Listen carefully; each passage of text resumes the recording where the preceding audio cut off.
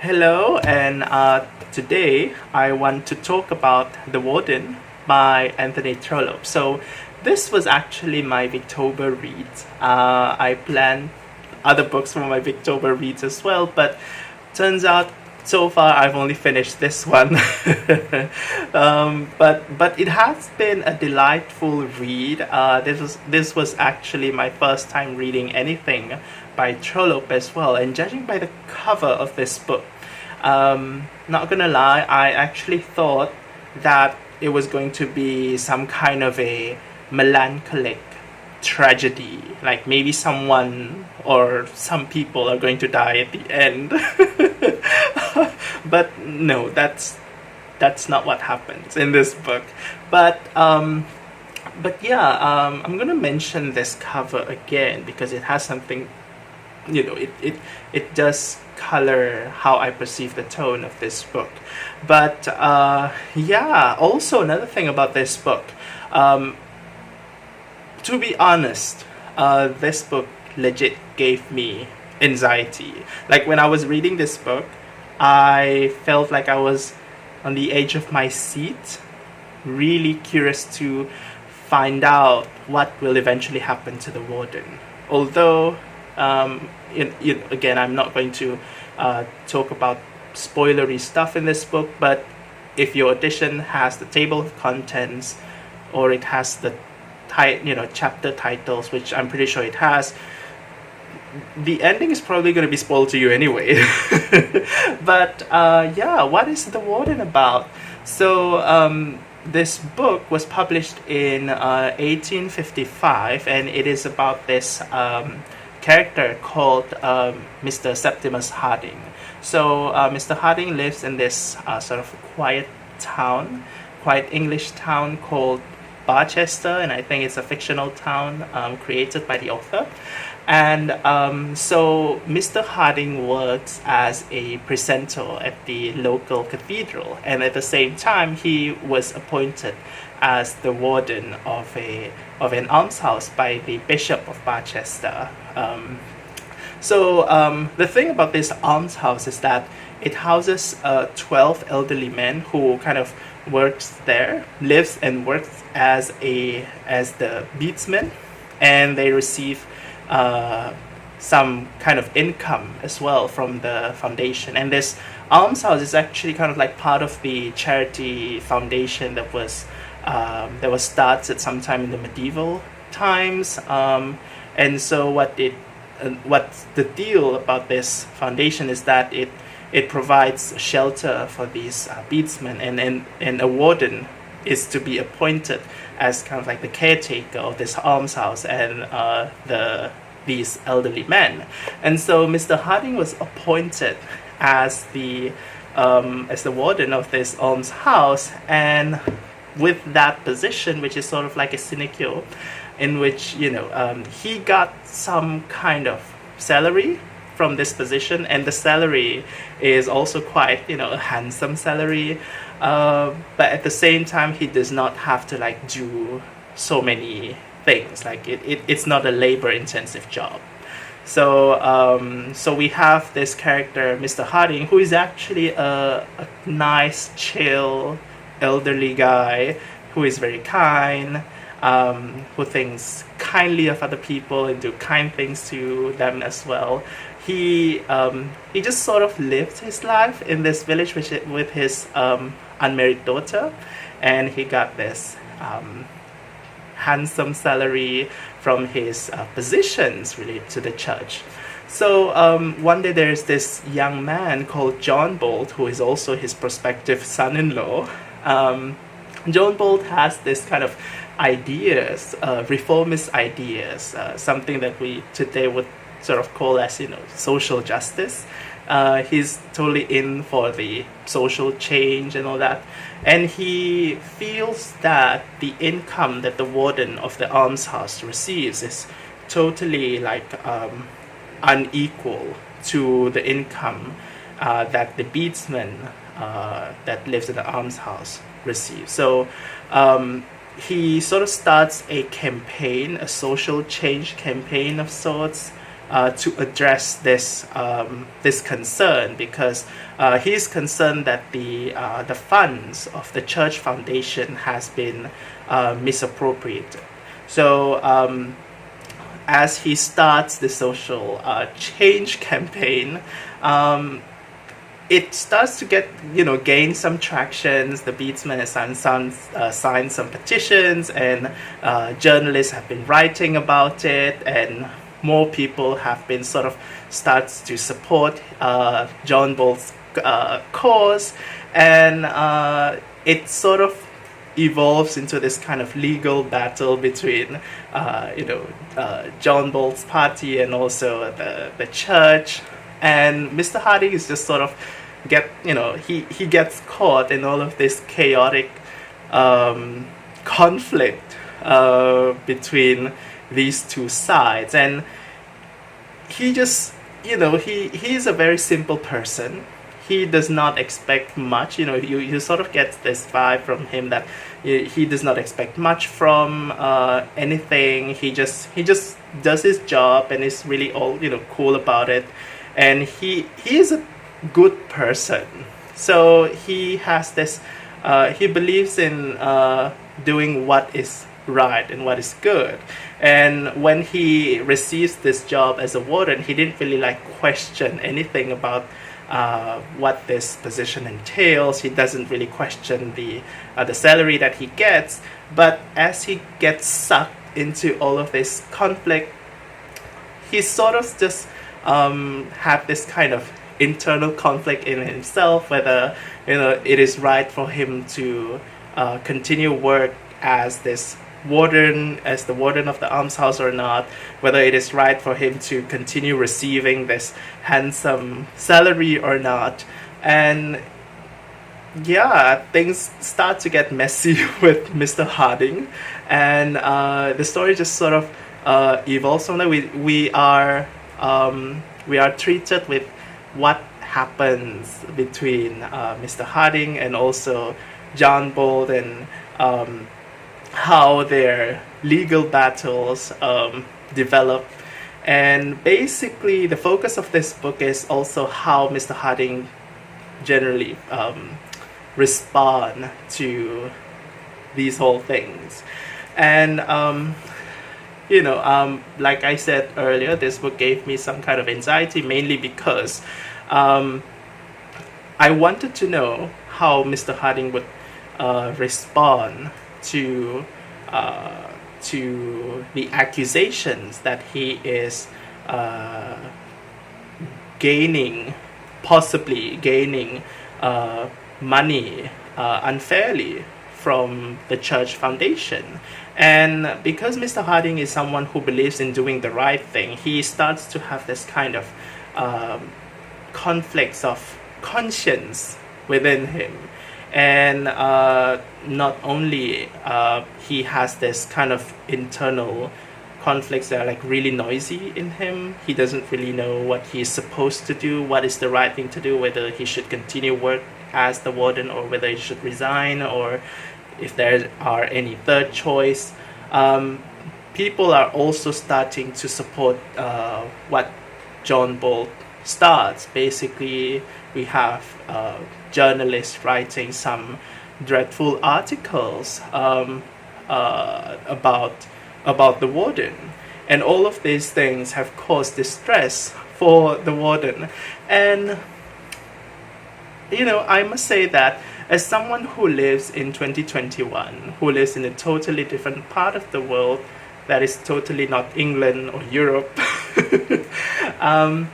I feel like there is some kind of relatability with this book.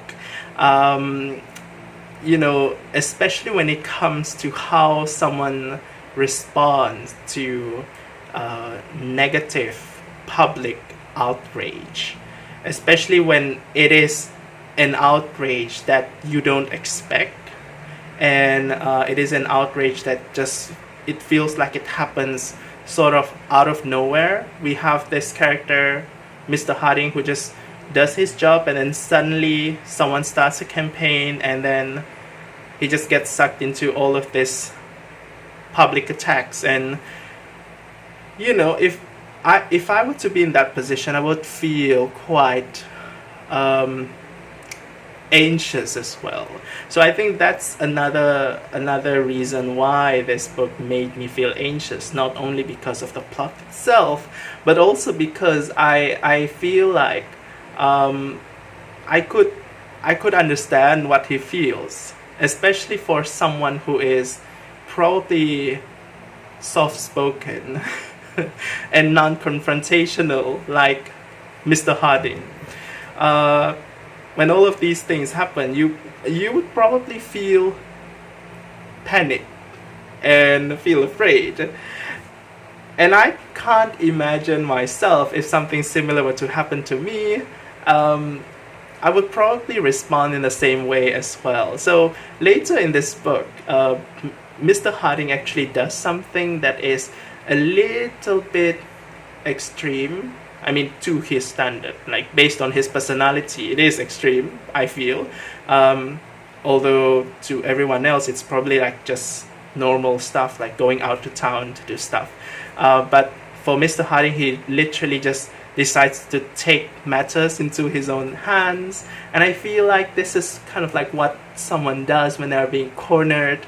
And I don't know, there's something about this book that really makes you feel for him, especially if you're the kind of person who feel like you would probably respond like him as well. Someone who feels feels like they are easily injured by public outrage. Someone who feels that they don't have that much of a thick skin, and someone who feels like they are